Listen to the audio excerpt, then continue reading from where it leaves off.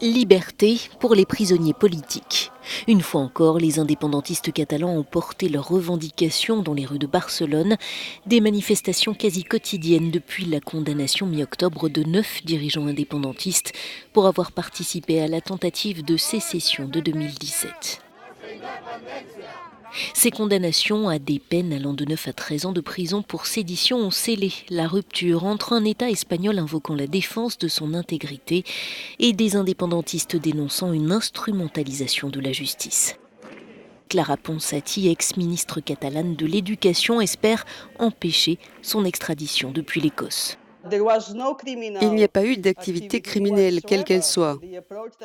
Cette approche des autorités espagnoles pour justifier la répression des indépendantistes catalans en accusant toute personne soutenant la cause catalane de criminalité n'a tout simplement aucun fondement.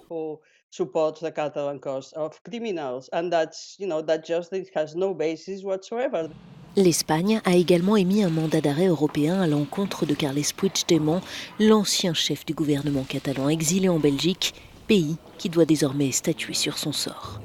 Mais la Cour de justice de l'Union européenne aura elle aussi droit de citer. Et mardi, son avocat général s'est prononcé en faveur d'Oriol Junqueras, un ancien responsable catalan élu eurodéputé le 26 mai alors qu'il se trouvait derrière les barreaux. Madrid l'empêche de prendre ses fonctions, ce que l'avocat général conteste, invoquant son immunité parlementaire. La Cour doit rendre son arrêt ultérieurement et pourrait donc contester la condamnation de Junqueras à 13 ans de prison. La question catalane, catalyseur des tensions en Espagne, a contribué à polariser l'électorat. Et ce sera l'un des grands défis auxquels devra faire face Pedro Sánchez s'il parvient à former un gouvernement. Ses alliés de Podemos appellent à renouer le dialogue avec les indépendantistes, tandis que d'autres agitent le chiffon rouge d'une fuite en avant vers la sécession catalane.